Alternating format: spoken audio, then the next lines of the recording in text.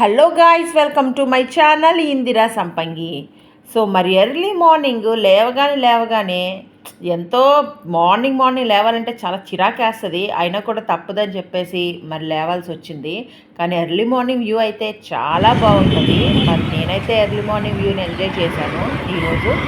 ఎందుకబ్బా ఇంత మార్నింగ్ లేచానా అని మీకు డౌట్ రావచ్చు. యాక్చువల్లీ నేను ఎందుకు లేచానంటే అలా ఫిష్ మార్కెట్కి వెళ్ళి చేపలను పలుకుతామని చెప్పేసి అలా వెళ్దాం అనుకున్నాము.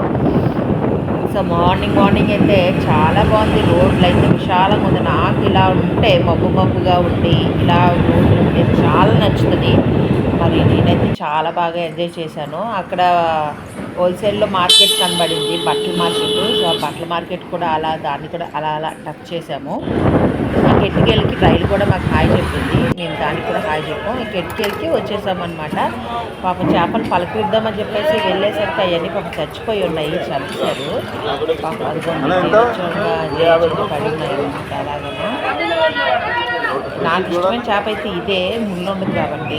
నాకు ముళ్ళు అంటే చాలా భయం అనమాట, చాలా భయం నాకు. ఎందుకంటే ఒకసారి మా ఫ్రెండ్ కళ్ళకి ముళ్ళు గొంతుకులో దిగిపోయి ఆపరేషన్ కూడా జరిగింది అన్నది.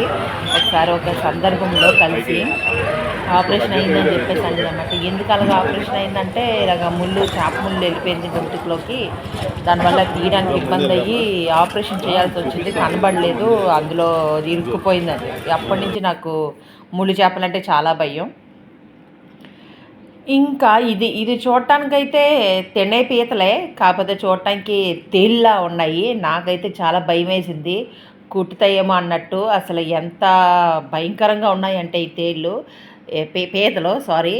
అంటే ఎందుకంటే తేలిలా కనబడుతున్నాయి కాబట్టి తేళ్ళు అని అనేసి వచ్చింది నాకు.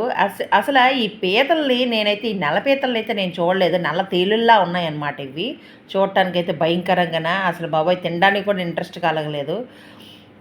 నేనైతే తెల్ల పీతలు చూశాను, ఎర్ర పీతలు చూశాను. ఇతర కుట్టాయనైతే ఆ పీతల్ని మంచిగా ఆడుకుంటున్నాడు చేతితో తీసుకొని. ఆ పీతలోనే పుట్టినట్టున్నాడు ఆ కుట్టతను. మేమైతే తీసుకున్నాము ఒక 3 పీతల్ని బేరమాడి. ఇరిపేస్తున్నాడు, కోడి కాళ్ళు ఇరిపినట్టు ఇరుపుతున్నాడు. ఆ పీతల కాళ్ళని చూసి ముట్టుకోవడానికే నాకు అంత భయం వేసింది. మరి ఆయన పీతలు ఆయన పెంపకం కదా, ఓనర్ కాబట్టి ఆ కుట్టాయన అలా దాన్ని పాపం తీసి పడేశాడు. సరే పక్కన పడేసాడు కదా అని చెప్పేసి దాన్ని అలా దీనంగా చూస్తున్నాడు పాపం. ఆల్రెడీ ఈ బతుకున్నవి చంపి పడేశాడు పక్కన. ఆ ఉన్న కాస్త ప్రాణాన్ని కూడా ఈవిడైతే ఏకంగా చెప్ప మొత్తం పీకి పడేసి పేగులు కూడా తీసి లోపలేసేస్తుంది జాగ్రత్తగా. మరి ఏం చేస్తాం, వాటికి అలా రాసి పెట్టుంది. నాకు వీటిని చూసినప్పుడైతే నా మనసు కనిపించింది, మనం ఇలాంటి ప్రాణహాని చేసి ఫుడ్ తింటున్నాం కాబట్టే మనకి భగవంతుడి దగ్గర వెళ్ళే అటువంటి స్థానం చాలా తక్కువగా ఉంటుంది. అందుకోసమే అనిపించింది నాకు. ఇతనైతే చూడండి ఆ పీతలతో ఎలా ఆడుకుంటున్నాడో. కొట్టతనికి అసలు భయం లేకుండానే, అమ్మ బాబోయ్ అవి అయితే అసలు పట్టుకుందాం అన్నట్టే ఉన్నాయి. చాలా పెద్దవి. వేరే వాళ్ళకి చూపిస్తున్నారనమాట, మాకు చూపించలేదు. మేము ఆ చిన్నాటలతోటి సర్దుకున్నాము. కానీ బాబాయ్ దీన్ని చూస్తే మాత్రం చాలా విచిత్రంగా ఉంది. అసలు ఎంత పెద్దది ఉంది చూడండి. దాని కాలు చూడండి, మన చేతిని పట్టుకొని తినేసేలాగా ఉంది. వీళ్ళదైతే ఆఖరి దూకేసింది. అయ్యి బాబాయ్ నాకు దీంతో సంబంధం లేదు అన్నట్టు. కానీ ఆయన పట్టి పడేశాడు లోపల. చేపలు చూడండి, విచిత్రంగా అయితే ఏం కాదు. మీరు చూసిన చేపలే, మీరు తినే చేపలే. దీనిలో ప్రత్యేకించి వింతేం లేదు. కాకపోతే ఇవి చాలా పెద్దగా ఉన్నాయి ఈ మార్కెట్లో. చిన్న చేపలు అయితే అస్సలు నాకు కనబడలేదు. ఆ జోలికే నేను వెళ్ళలేదు. చిన్నవంటే మరీ చిన్నవి ఉన్నాయి, లేకపోతే మరీ పెద్ద ఉన్నాయి. మీడియం సైజ్ చేపలు అయితే అసలు కనబడలేదు. మన కళ్ళు పెద్దవి కాబట్టి పెద్ద చేపలే కనబడ్డాయి అనమాట. సరే ఇంకెట్టుకెళ్ళి చూసాము, అన్నీ ఏ చేపలు కనబడుతున్నాయి. పెద్ద రంగులు రకాలు అయితే లేవు ఇక్కడ. మా వైజాగ్లోనైతే మంచిగా హార్బర్లో రకరకాల చేపలు కనబడతాయి. ఇక్కడైతే అంత నాకు అనిపించలేదు. నాకు ఈ మార్కెట్లో బాగా నచ్చినవి ఏంటంటే పీతలు తేలుల్లా కనిపించే పీతలు. అవి మాత్రమే నాకు విచిత్రంగా కనిపించాయి. నేనైతే ఫస్ట్ టైం చూడడం అవి. ఆ పీతలు వచ్చేసి నడానికి అయితే చాలా మంచిదంట. మరి నల్ల పీతలు బోన్కి తీసుకున్నాము. నేను మొత్తానికి అయితే మాత్రం దీన్నైతే మరి సెలెక్ట్ చేసుకున్నాను. ఈ చేప పేరు అయితే నాకు తెలీదు, మీకు తెలిస్తే కామెంట్ చేయండి. చేప పేరు తెలీదు, ఊరు తెలీదు. ఏంటమ్మా కొన్నిసార్లు అనుకోవచ్చు, తినడానికి ఏదైతే ఇట్లే అనుకున్నా. మొత్తానికి అయితే నేను ఎక్కువ ఈ చేపే తింటా, ఎందుకంటే ముళ్ళు ఉండదు కాబట్టి బ్రాకెట్లో. అయితే ఇదొకటి బంగారు పాప అంటారు ఏవో, మరి ఇది బంగారు పాపో లేకపోతే వెండి పాపో తెలీదు. ఒకసారి దీన్ని మెన్షన్ చెయ్యండి. ఆవిడకైతే ఇచ్చేసాను సెలెక్ట్ చేసి. ఆ చేప అయితే 3 కేజీలు ఉంది. 3 కేజీల చేపని మేము సెలెక్ట్ చేసుకున్నాము. పాపం ఏం చేస్తాం, చచ్చిపోయింది. అది చంపేశారు అక్కడ వాళ్ళు. చచ్చిపోయింది. ఇంకా ఆవిడ చంపేస్తుంది. ఆవిడ పైన తొక్కను కూడా మొత్తం గీకేస్తుంది ఆవిడ. చాలా అసలు పులుసు అంతా నీట్గా తీయమని చెప్పాను ఆవిడకి. చాలా అందంగా అయితే బాగా తీసింది. బరబరం అంటూ పామేస్తుంది. దానికి స్నానం చేయించేస్తుంది శుభ్రంగాన. మొత్తానికి అయితే బాగా చెయ్యమ్మా అని చెప్పాను. బాగానే తోగుతుంది. ఇంకా కొంచెం సర్పు కూడా ఇచ్చుంటే ఇంకా బాగా తోగుతుందేమో. అలా తోమింది. మరి ఇంకేం చేస్తాం, అలా చేయకపోతే మరి చేప కదా, మళ్ళీ మనం చేసుకోలేము. ఇంటికి వచ్చిన తర్వాత మనకి మళ్ళీ బాబోయ్ మనకు కడగడానికి ఆశయం పడిపోతాం. తినడానికి మాత్రం హుషారు ఉంటుంది, కడగడానికి మాత్రం అవన్నీ గుచ్చుకుంటాయి, స్మెల్ వస్తుంది, ఇది అదే అని చెప్పేసి మనమైతే కొంచెం ఇబ్బందికరంగా ఉంటుంది.